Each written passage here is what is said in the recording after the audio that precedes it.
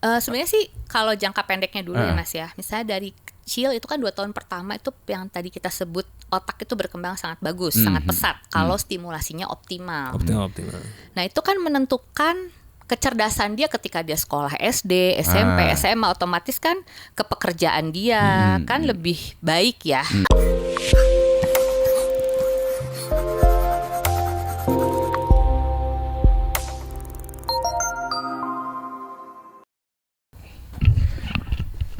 Gimana?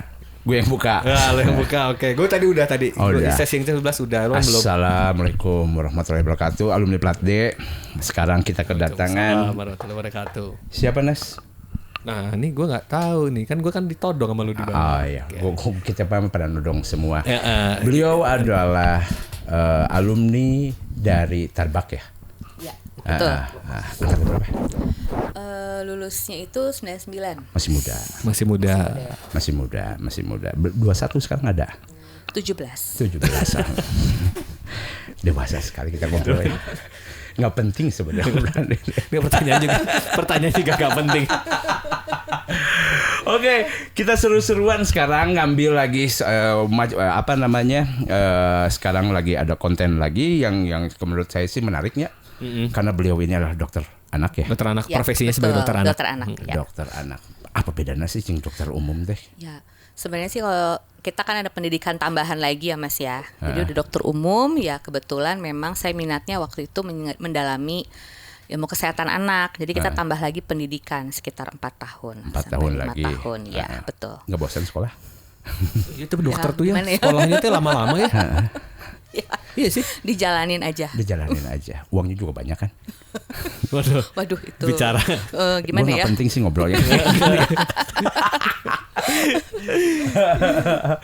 Oke, berarti sekolah lagi seperti spesialis lagi gitu ya? Iya, kita ada.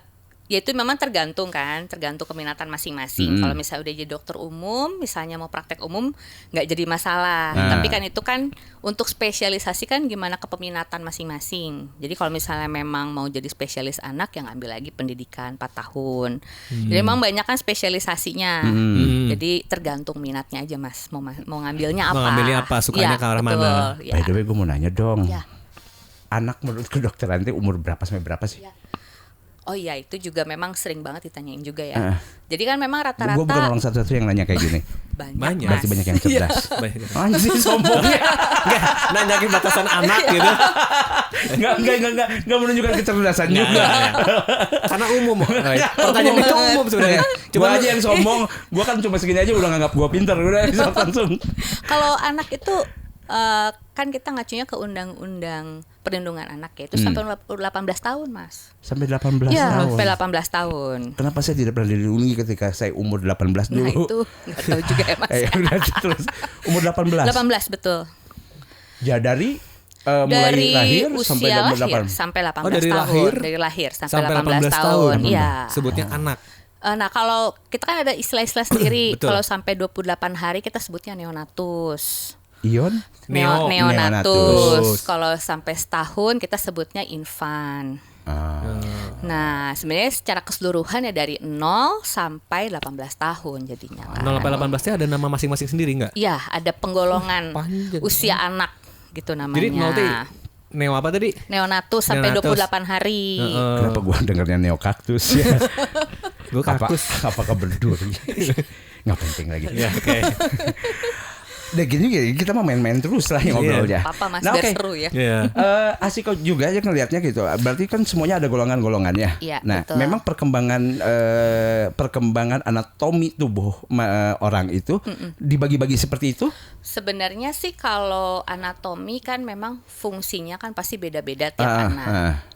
Cuman memang dari 0 bulan sampai 2 tahun pertama yang kelihatan pesat itu adalah perkembangan otak anak pastinya. Otak. Kan otak itu kan ada yang kita namanya tuh masa emas perkembangan anak dari mulai di dalam kandungan sampai anak usia 2 tahun terutama tuh Mas. Tapi bukan berarti dari 2 tahun kesananya kita abaikan, tidak. Tidak Cuman berkembang seperti iya. saya gitu. bukan saya ngomongnya Mas ya. Iya. Cuman Ya, aku mau sampai mengakui. 2 tahun itu kan ada plastisitas otak namanya. Jadi benar-benar harus dioptimalkan. Dan selain otak ya ada perkembangan faktor-faktor yang lainnya, motorik kasar, motorik halus, bicara bahasa, terus komunikasi itu juga kan semuanya sejalan ya dengan fungsi otak seorang anak Iya. itu gitu. Seperti itu. Jadi neo apa tadi? Neonatus. Neonatus itu perkembangan otak. Nah, Gitu. itu neonatus itu hanya istilah yang digunakan untuk menyebutkan bayi baru lahir sampai usia 28 hari, 28 Mas. hari. 28 hari. Betul. Nah, kalau misalnya yang sampai 2 tahun itu masa emas perkembangan otak anak. Otak anak. Oh, Mm-mm. iya, Tapi iya. kan pasti pengaruh juga ke fungsi-fungsi yang lain kan. Itu sudah tahun keberapa mereka menjadi optimum secara organ tubuhnya gitu Nah, biasanya? itu tergantung lagi Mas. Ada Tergantung faktor lagi. genetik sama lingkungan. Oh, ada lagi itu faktor Iya, yang mempengaruhinya. betul. Jadi Loba, kita nggak bisa variabelnya. pukul rata kan, karena kan Kompleks. tiap anak beda-beda. Kompleks, Genetik aja memang sebenarnya pengaruhnya cuma 20%. Oh, genetik itu? Betul. Jadi misalnya gini, ada yang bilang ini genetik gue pintar-pintar misal ya, Misal. ada orang tua yang menyebutnya begitu.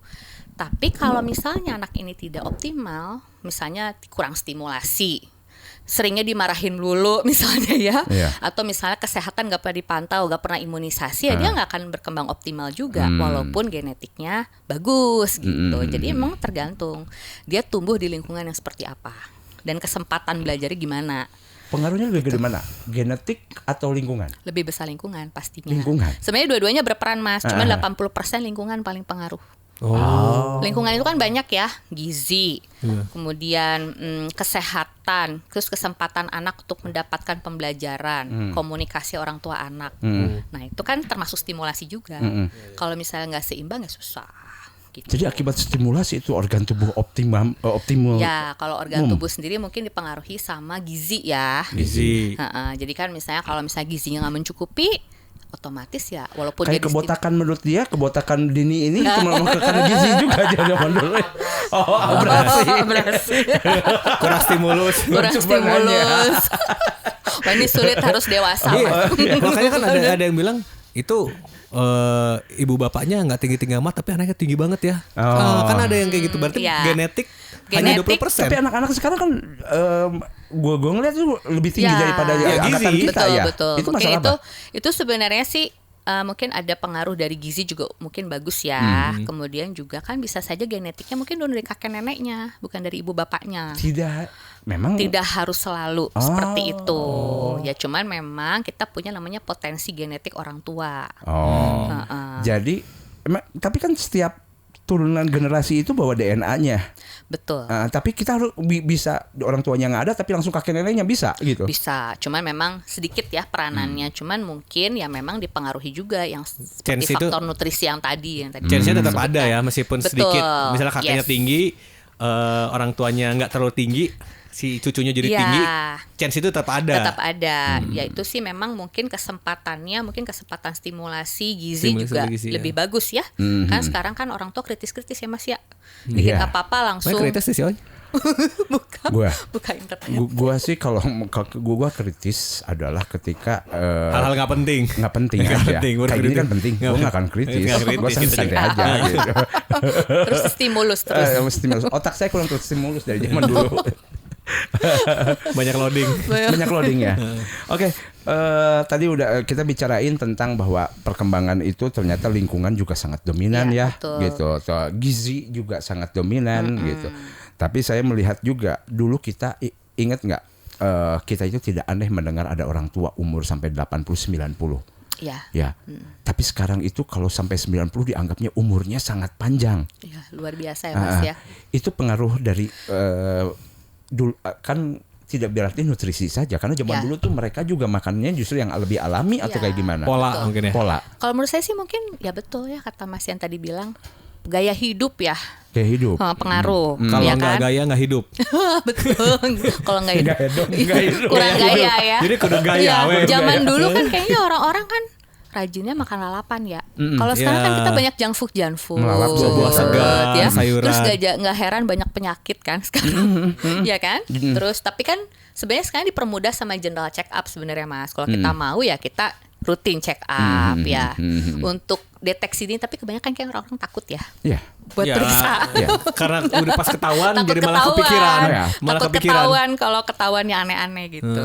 Jadi sebenarnya pengaruh dari masa anak-anak itu perbaikan gizi segala macam itu pengaruh ke dampaknya kepada sampai tua. Ya betul. Sebenarnya sih kalau jangka pendeknya dulu ya Mas ya. Misalnya dari kecil itu kan 2 tahun pertama itu yang tadi kita sebut otak itu berkembang sangat bagus, sangat pesat kalau stimulasinya optimal. Optimal. Nah itu kan menentukan kecerdasan dia ketika dia sekolah SD, SMP, SMA, otomatis kan ke pekerjaan dia kan lebih baik ya. Kemudian ya otomatis ya kalau memang dia sudah terbiasa dengan gaya hidup sehat, ya mungkin ini agak susah ya, agak sulit. Ya, apa-apa. Nah Kita itu mungkin itu tuh akan diem. pengaruh kan. Walaupun IPK saya kecil, tapi saya mengerti kok apa yang diomongin sama ibu. Gitu, tenang saja. Silakan. Terkadang kita yang nggak ngerti tapi diem aja kayak misalnya nggak ngerti. Kami pura-pura ngerti aja. Kadang-kadang gitu. Ya jadi itu akan mempengaruhi betul-betul untuk kecerdasan di kemudian harinya ya. Otomatis kan pasti masa tua juga pengaruh juga. Ya intinya dari dini lah Mas kita terapin pola hidup sehat gitu. Saya melihat dari omongan tadi itu saya ngomong gini, bahwa awalnya memang bicara tentang optimum itu adalah dari perkembangan otaknya dulu. Betul. Kemudian akan mempengaruhi terhadap anatomi tubuh segala macam. Ya. Wah, berarti eta yang paling penting ya, nutrisi otak sih ya. Mata kemana resep Paling dahar otak penting. sapi. Kan orang kurang pintar. Nah, kita tuh bicara kecerdasan ya. Kan dokter anak nih. Iya. Mengindikasikan kalau anak kita teh bakal cerdas atau enggak tuh dari mana sih? Terlihat dari itu. Nah, terlihatnya misalkan di 2 tahun, 3 tahun, ciri-cirinya seperti apa? Jadi memang kita punya patokan Mas. Jadi berdasarkan usia ya. Kita berkaca kita kecil nih. Makanya kenapa kita kalau misalnya idealnya memang kita kan setiap anak yang datang ke kita tidak hanya periksa kesehatannya aja. Kita pasti nanya ini udah bisa apa anaknya, sesuai usianya enggak gitu kan. Misalnya contohnya nih usia 7 bulan. Udah bisa apa? Misalnya dia taruhlah perkembangan fisiknya sehat semua. Terus udah gitu misalnya anaknya udah bisa mau duduk. Nah itu kan artinya motorik kasarnya normal. Kemudian bicaranya udah bisa apa. Nah itu sampai itu kan kita juga gali ya. Maksudnya misalnya bisa udah mama dada gitu. Dipanggil udah mulai noleh. Nah itu setiap bulan kita gali Mas. Termasuk di atas setahun. Ya minimal 3 bulan sekali kita sarankan orang tuanya sebisa mungkin untuk periksa perkembangan anaknya. Biar tahu nih sebenarnya potensinya sesuai nggak nih sama usianya. Oh, gitu. udah ada standarnya ya. Betul. Tapi kan kita tetap lihat dulu nih. Jangan-jangan kalau anaknya prematur, otomatis kan kita nggak bisa samain sama anak yang lahirnya normal. Sesar prematur nggak? Wah, tergantung sesarnya berapa minggu. Kalau di bawah 37 minggu baru kita sebutnya prematur. Gitu. Normalnya 40-42 ya. Kalau 40 justru sudah sangat matur Mas. Jadi diusahakan 37. Begitu keluar dewasa masuk 37 sampai di atas duit. ya, di atas 37 sampai 40 minggu. Oke. Jadi ada ya pilihannya, kayak saya punya 2 anak nih ya. Yang satu misalnya dia duluan bicara. Yang satu dia duluan bisa jalan. Nah itu perkembangan itu dipengaruhi apa sih sebenarnya dua adik kakak aja perbedaan ya, gitu. Perbedaan ya. Dari satu pabrik. Nah jangankan itu Mas, anak kembar aja bisa beda kan? Oh ya gitu. Iya. Karena mungkin memang, nah itu kalau misalnya secara teori nih ya. Nah stimulasinya apa nih yang paling sering dilakukan? Siapa tahu misalnya ada 2 kakak adik, ternyata adiknya lebih sering digendong dibandingkan kakaknya karena mungkin ibunya terlalu protektif sama anaknya yang paling kecil. Otomatis kesempatan dia untuk berjalan mungkin sering takut-takut, bukan nggak bisa, cuman mungkin butuh lama lah buat adaptasi. Bandingkan dengan jadi yang satunya. terkesan terlambat, betul gitu. Jadi memang banyak faktor. Terus ini banyak nih apa sih? Sekarang itu fenomena yang apa sih, telat bicara ya. Anak-anak ya biasanya kan umur 1,5 tahun sudah mulai ini, umur 2 tahun sudah mulai cerewet. Sekarang tuh banyak banget kayak teman-teman saya juga, terus anak saya yang kedua juga pun sama gitu ya. Kita tuh sering sharing. Telat bicara tapi lebih jago scroll YouTube maksudnya. Nah itu gadget ya Mas ya, sangat ngaruh banget itu. Tapi kalau ditanya secara motorik semua mah normal. Bagus, lari apa dipanggil menengok, berkomunikasi bagus. Cuman dia tidak bisa mengucapkan kalimat yang komunikasi seperti biasa. Jadi kalau misalnya ada nada, dia bisa bersenandung ngikutin nada misalnya bla bla bla, tapi ngomongnya tuh gak lancar gitu. Gak lancar. Ya. Kadang memakai bahasa sendiri gitu. Ada beberapa yang memakai bahasa sendiri gitu. Jadi orang tuanya jadi kayak harus belajar bahasanya si anak gitu loh. Jadi malah jadi ngikutin ya orang tuanya ya. Gitu. Itu pengaruhnya kenapa ya? Nah, itu teh memang kita harus gali dulu ya Mas ya. Jadi biasanya kalau kita ngadepin kasus anak telat bicara, Mas, biasanya kita gali dulu nih. Lahirnya berapa minggu? Lahirnya langsung nangis apa enggak, dulunya pas lahir pakai oksigen apa enggak, kuning apa enggak, sama ya intinya sih ada perawatan intensif atau tidak. Kenapa pertanyaan kuning yang atau tidak sampai yang dimasukin dalam itu apa ya? Fototerapi ya, inkubator. Karena itu merupakan hal-hal yang bikin anak jadi resiko tinggi keterlambatan, Mas. Apapun. Tapi rata-rata sekarang tuh banyak yang kuning loh. Nanya kayak temen itu termasuk ya. Kuning. Itu bukan prestasi, itu bukan prestasi kayak gitu. Ngomongin ya. Itu bukan prestasi. Ini bentuk kekhawatiran. Dia memilih partai ya. Ikut ngacung asal saya juga gitu. Ya, nah itu dia Mas. Sebenarnya kan pasti sekarang kan kita sebenarnya kenapa bikin resiko, maksudnya sebenarnya kalau di RSIS kan ada poli bayi resiko tinggi gitu ya. Jadi ya memang disarankan misalnya ada kuning sedikit ya kita sarankan setiap bulan kita cek perkembangannya. Khawatir nanti kalau ada keterlambatan kan kita cepet terapi atau apa, jadi bisa dideteksi gitu. Oke. Nah itulah kalau ngomongin tentang perkembangan ya Nes ya, banyak sekali. Tapi sekarang Mas saya pengen nanya yang sederhana aja. Kebanyakan ini orang tua banyak bicara tentang mitos-mitos yang ada atau mau ngobrolnya kayak gitu nih gitu. Ini banyak teman-teman alumni juga yang anaknya kecil-kecil kayak gimana. Contoh gini. Anak saya panas gitu, ada anak panas tetapi dia harus dilihat dulu selama 3 hari. Kemudian kalau 3 hari masih panas, maka baru ke dokter. Kenapa harus ada pembiaran selama 3 hari itu gitu? Nah, ini tuh sebenarnya ada apa? Ini banyak yang banyak yang dengar. Nah, mitos-mitosnya. Gitu kenapa? Ya, jadi memang sebenarnya dahulu tuh seperti itu memudahkan orang tua. Cuman mungkin yang perlu disamakan persepsinya adalah pertama lamanya demam nih, Mas. Misalnya contohnya nih anak demam jam 6 pagi Senin. Rata-rata orang tua ngitungnya tuh Senin itu hari pertama kan ya. Harusnya ya idealnya nih Senin jam 6 pagi, hari pertamanya adalah Selasa jam 6 paginya.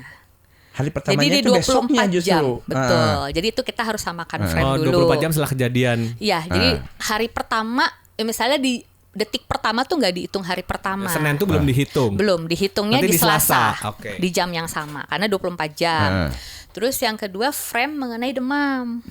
Nah kadang-kadang kan orang tua pegang-pegang gini, demam ya, kasih aja obat ya. Sebenarnya kita memang harusnya kita harus ada pemeriksaan termometer Mas, pakai termometer supaya kan, lebih tepat. Karena kita harus ada data objektif. Jadi misalnya kalau definisi demam kan suhu normal kan 36,5 sampai 37,5.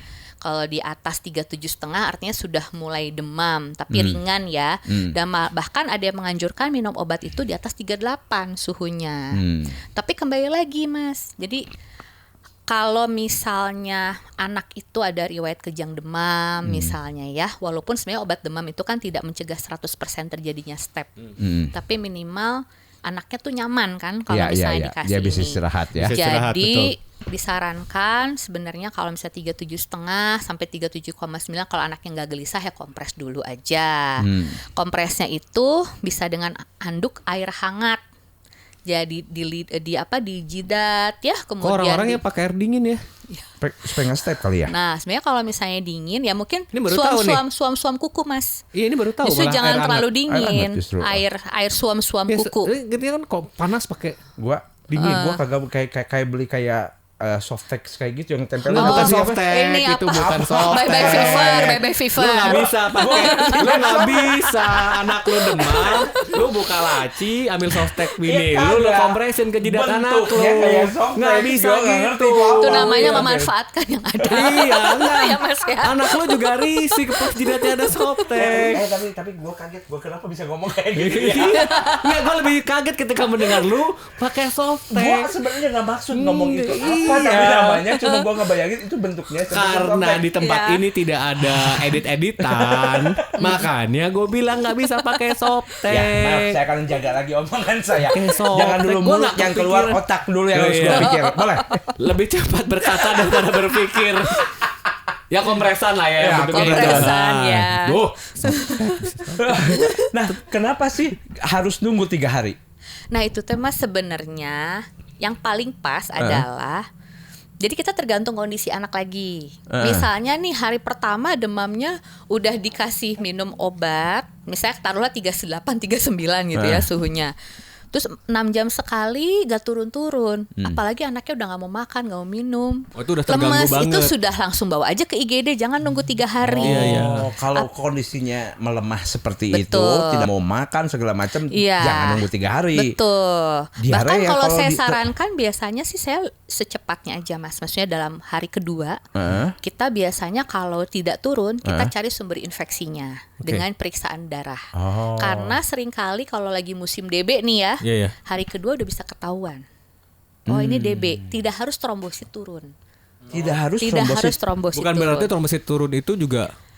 Jadi memang sebenarnya sekarang variasi demam berdarah itu sangat banyak ya. Bahkan saya pernah waktu itu dapat pasien itu trombosit masih 250.000 tapi NS1-nya sudah positif. Itu kan artinya sudah positif demam berdarah. Jadi jangan nunggu hari ketiga dulu kalau sarannya. Ada kejadian kayak gini. Anak gua waktu itu kan demam berdarah ya. Tapi waktu itu lagi pandemi. Sehingga dilema mau dimasukin rumah sakit atau dirawat. Sehingga saya nanya sama dokternya, "Dok, memang kalau dirawat apa? Ternyata asupan air saja." Betul, karena kalau misalnya demam berdarah itu kita takutnya di hari ke-4 ke-5 kalau kurang yang cairan. Yang pelana itu ya? Betul, ada shock. Hari ke-4 itu rata-rata bahkan sekarang bergeser ke hari ke-3, Mas. Oh gitu. Jadi ada demam shock, fase kritis demam berdarah, justru demam turun. Orang tua mungkin berpikir wah anak saya sudah sembuh, tapi ternyata anaknya gelisah, nadi nggak keraba, bahkan nggak jarang nggak ketolong.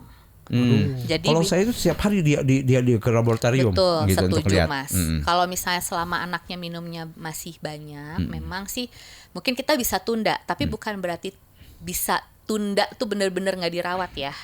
Tapi harus dipantau labnya. Kayak gitu, seperti itu Mas. Ada lagi mitos yang lain nggak? Iya, sok gue pengen nunggu aja respon dari lu. Banyak gue mah. Gue mah yang ngerem-ngereminnya doang gue mah dah. Lu ngerem-ngeremin aja. Iya, sok lah lu aja ngomong kayak ngerem. Mohon gue dikasih petunjuk, ditahan kamu ngomongnya udah nggak perlu. Yang nggak penting juga. Masa lu ngajakin gue, coba karena gue. Lu terusin tuh softtek. Terus. Ketiga gitu ya, ada kayak gini. Kan bicara tentang makanan apa namanya makanan instan. Makanan instan gitu. Nah kami tuh cuma pengetahuan kami makanan instan itu adalah kayak mie-mian instan segala macam. Nah kemudian kami tidak mengharamkan dia makan restoran cepat saji gitu. Nah, contohnya. Nah kami tuh bicara tentang instan itu sampai mana sih gitu yang tidak layak dikonsumsi oleh anak-anak itu gitu. Nah kayak misalnya gini. Jangan kalau cepat saji mah masih bisa ketebak lah ya gitu, masih bisa ketebak. Anak-anak kita misalnya makan seblak. Kan belum kan yang itunya juga kita nggak tahu itu siapa sih seblaknya tuh kayak kerupuk kayak gimana nya. Nah itu tuh masuk instan atau gimana? Cimol, sejauh mana sih mereka tuh gitu yang sehat? Ya sebenarnya sih kalau untuk ngomong makanan instan ya Mas ya kita kan bandingin aja kayak anak-anak yang baru mulai MPASI, tapi mesti bepergian jauh, ibunya kan nggak bisa bikin, mau nggak mau kita bawa instan. Tapi kan itu makanan instannya sudah ada lisensi dari BP POM ya, terus udah gitu kandungannya sudah sesuai. Nah itu sih nggak jadi masalah. Selama ada lisensi dari BPOM. Ya, dan tapi memang sekali lagi memang ada batasan-batasan tertentu karena kan kita pengennya anak itu kenal rasa makanan asli kan. Jadi memang sebisa mungkin ya tetap makanan asli yang diutamakan. Senatural mungkin ya. Ya, cuma mungkin tadi yang ngomong yang seblak seperti itu ya. Kita ini kan banyak sekali pengawet ya Mas ya di sekitar kita. Oke, sekarang sih dan banyak ya. Dan kalau di restoran-restoran kayaknya kalau nggak pakai micin yang banyak tuh nggak enak.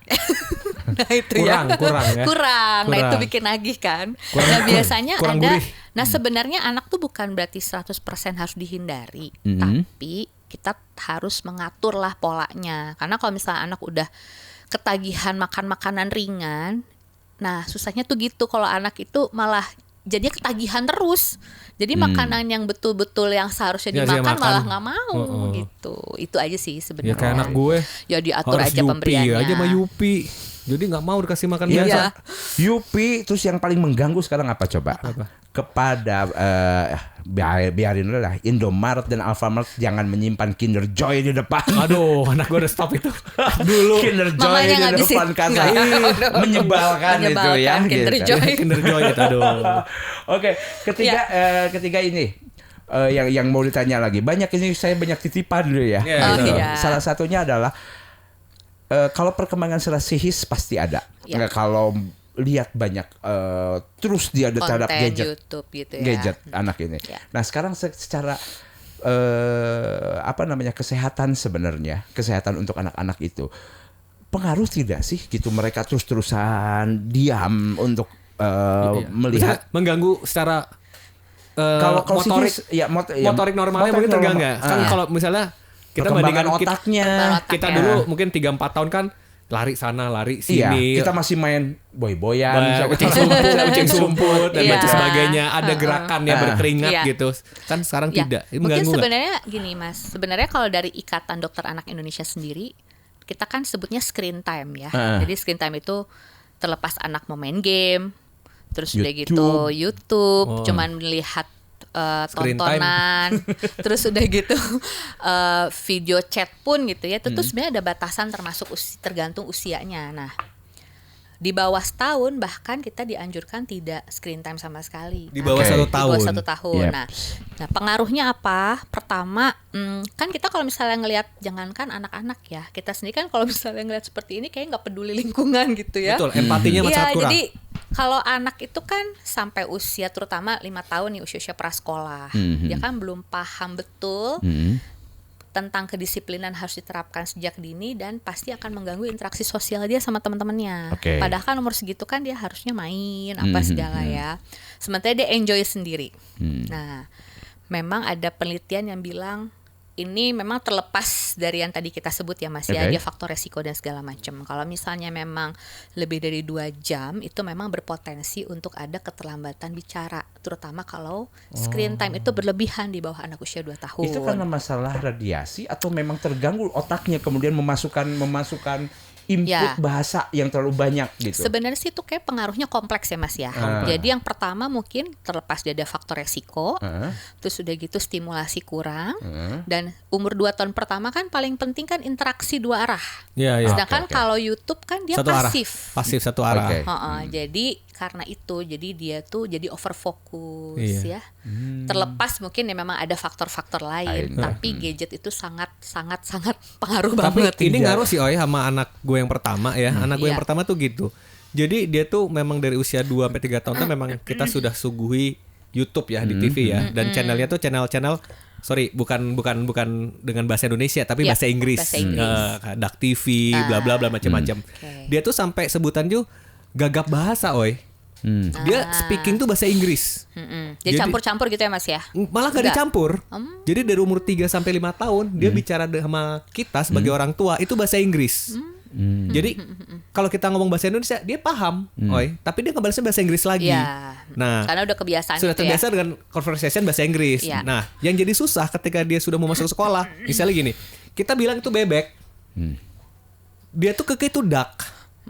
Jadi di situ yang terjadi kayak bentrokan bahasa itu terjadi di situ. Makanya, tapi orang lain menganggapnya, iya anaknya pinternya juga bahasa Inggris. Kita sebagai orang tua kan ya komunikasinya nggak semudah itu. Yang memang ada beberapa anak Mas yang kita sebut anak gifted. Jadi dia tuh udah mulai kelihatan dari kecil itu memiliki kemampuan yang tidak sesuai usia. Contohnya misalnya yang seperti Mas ya, anak Mas itu usia berapa di bawah 5 tahun tapi udah jago Inggris. Tapi dalam arti Inggrisnya itu bukan Inggris yang cuma nyebut YouTube aja, bisa interaksi kan. Mungkin itu memang dipengaruhi juga kalau menurut saya intelijensia juga. Sampai nggak punya teman, jadi teman-temannya takut. Jadi kalau misalnya di komplek, ada teman seumuran dia lagi ngumpul, dia datang nih. Kan mereka pakai bahasa Indonesia, bahasa Sunda. Dia datang, hey, how are you, bla bla bla. Takut mereka. Jadi kalau anak tuh datang, minder, pada kabur. Makanya kamu harus diajari. memakai bahasa Sunda gitu. Hey, kemana? How are you anjing? Gitu kan langsung campur-campur. Tapi pernah loh ya. Lucu lagi ngapain? Makin kabur kayaknya ya. Ketika dia TK nih, teman-temannya kan ada pakai bahasa Sunda. Bahasa Inggrisnya dialeknya Sunda, woy. Itu gue geli juga gitu dengernya. Jadi akhirnya kesini dia bahasa Inggrisnya masih tetap bisa, bahasa Indonesia alhamdulillah sudah mulai lancar gitu. Ya maksudnya itu sebenarnya banyak nggak sih kasus seperti itu? Banyak banget Mas. Banyak ya? Banyak. Jadi memang sebenarnya ya itu sering kali kan memang ya memang kita juga tidak bisa menyalahkan perkembangan zaman ya Mas ya. Kayak sekarang kan kayak buku-buku, jangankan itu di umur setahun, buku-buku 2 tahun juga ada bahasa Inggris, ada Indonesianya gitu kan. Nah, cuman mungkin akan jadi masalah kalau misalnya ternyata anaknya belum lancar bicara, tapi sudah disuguhkan bahasa-bahasa selain bahasa ibu, gitu. Jadi bahkan ada yang satu rumah tuh campur-campur Mas. Neneknya ngomong Indonesia, bapaknya ngomong Inggris, terus pembantunya Jawa, ada Sunda. Jadi biasanya sih kita sarankan udah tetapin dulu bahasa ibu satu. Nah nanti kalau misalnya anaknya udah mulai lancar boleh alihkan ke bahasa yang lain. Dan ya ternyata banyak sekali. Ya betul. Sekarang saya gini. Sekarang saya nanya terus secara keilmuan. Tidak samakah treatment anak-anak zaman dulu sama penyakit-penyakitnya dengan anak-anak sekarang lebih kompleks kah? Lebih kompleks karena kan sekarang juga pertama media sosial makin berkembang, penyakit juga makin banyak, vaksin makin banyak kan. Terus otomatis kan dengan penyakit makin banyak, inovasi buat pemeriksaan kesehatan makin berkembang ya. Jadi orang juga makin punya kesempatan nih biar tahu dari dulu awal. Itu sebenarnya belum ketemu aja ya, lebih kompleks kayak gitu. Dan makanya kan dulu kan nggak ada terapi bicara, sekarang kan ada. Jadi ya sebenarnya orang tua nggak perlu terkhawatir kan, kalau misalnya anaknya nggak bisa bicara ya tinggal ke dokter anak untuk diperiksa terus diterapi gitu. Cuman sebenarnya kan kadang-kadang orang tua masih suka mendengarkan apa kata orang ya. Misalnya kata-kata saya kita harus terapi misalnya. Tapi nanti kata tetangga saya nanti juga lama-lama bisa. Nah itu kita memang tantangannya di situ Mas. Lihat blogger apa. Iya, jadi betul. Bukan dari konsultasi dokter. Jadi kan kalau itu mungkin kebenaran dia bikin vlog itu dia cocok buat anaknya. Tapi kan kita tadi yang dokter bilang kan kadang-kadang kan mereka bicara secara hal-hal secara umum ya, gitu. Jadi memang, tapi treatment anak-anak kita kan belum tentu sama. Dan intinya memang jangan takut untuk diskusi lah dan konfirmasi. Yang paling penting itu. Dan kadang juga itu kan bukan dari dokter juga, dia pengalaman pribadi kan, bukan orang yang berkompeten di bidang itu dan kebetulan cocok ke anaknya treatmentnya. Betul. Nah ini juga masalah vaksinasi, gitu, masalah vaksinasi. Sekarang kan contoh kita orang tuanya disuntik COVID. Nah, apakah itu juga akan menurunkan kekebalan terhadap anak di janin, kemudian setelah keluar juga tak perlu dikena COVID? Kondisinya hamil gitu. Gitu. Contohnya seperti itu. Ya memang kita harus hati-hati ya kalau misalnya ibu-ibu yang hamil, ada beberapa jenis vaksin yang memang kita larang sebenarnya Gitu. Kayak misalnya vaksin rubella untuk ibu-ibu yang berencana hamil justru ditunggu sebulan dulu baru bisa hamil. Baru tahu kalau yang hamil itu tetap harus divaksin ya? Tetap ada beberapa kayak tetanus gitu kan. Cuman kan kita hitungnya dari dia waktu kecil sudah tercover berapa kali vaksinasi. Jadi misal ibu hamil nih. Ya. Misalnya kayak tadi Oi bilang kan vaksin COVID gitu. Memang harus divaksin juga mereka. Nah, kalau misalnya memang udah trimester lanjut itu memang sebenarnya sudah mulai aman. Kecuali ada riwayat terpapar. Kalau terpapar kan kita ada antibodi nih selama 3 bulan kan nanti turun lagi kan antibodinya.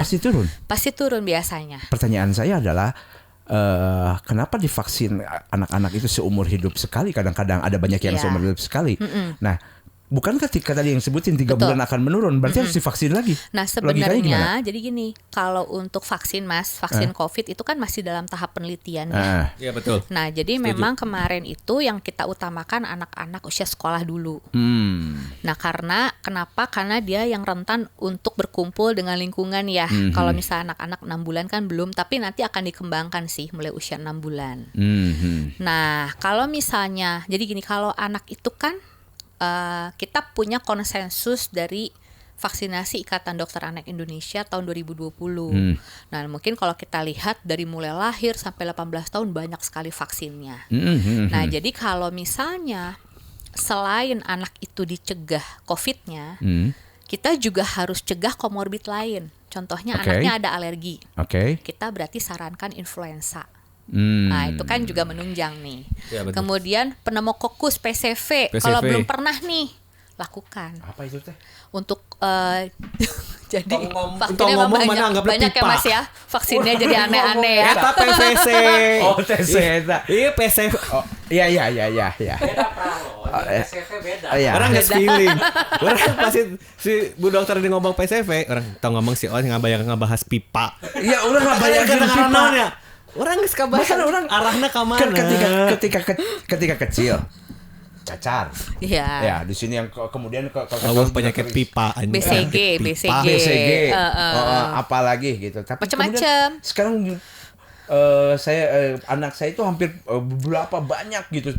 Banyak banget Mas. Waktu anak saya juga baru lahir itu kan mana yang wajib, mana yang tidak wajib, mana yang sunnah, mana yang sunnah. Sekarang semua yang sunnah jadi wajib.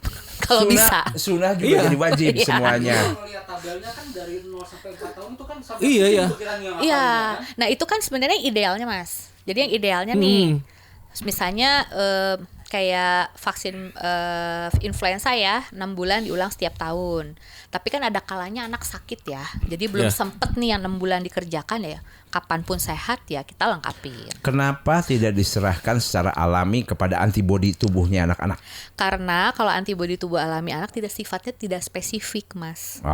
Ini kan sebenarnya kita kan tujuannya mau spesifik. Jadi intinya kenapa diciptakan banyak vaksin? Dia menguat secara keseluruhan, tapi belum tentu yang lain-lain bisa ini. Misalnya oke lah dia mungkin batuk pilek tahan, tapi misalnya kayak polio, TBC gitu kan ya? Itu belum tentu ya? Belum tentu karena kan dia tidak mencegah penyakit spesifik. Ari, berarti kita mungkin divaksin rezeki. Jadi susah duitnya masuk ya.